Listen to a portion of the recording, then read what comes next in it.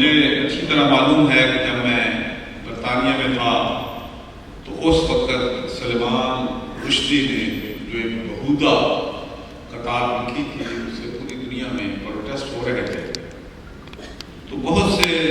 Member of parliament اور ministers Europe کے لوگ یہ بات مجھ سے سوال کرتے تھے کہ مسلمان جو ہیں اس ایشو پہ اتنے مشتعل کیوں ہیں، اتنے غصے میں کیوں ہیں، اتنے ناراض کیوں ہیں؟ تو میں ان سے یہ بات کہتا تھا کہ کوئی بھی جو مسلمان ہے وہ حضور صلی اللہ علیہ وسلم جو کہ خاتم النبیین ہیں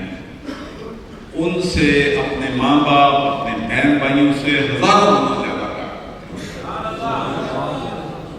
زیادہ وہ یہ تو برداشت کر سکتے ہیں کہ ان کی فیملی کی کسی شخص کو گالی دے دی جائے، وہ برداشت کر لیں، لیکن حضور صلی اللہ علیہ وسلم کی شان میں گستاخی برداشت نہیں کریں۔ اور یہ کیسی آزادی تحریر و تقریر ہے، وہ ایسی بات کی جائے جس سے دنیا کے 1.5 ارب مسلمانوں کو تکلیف پہنچے۔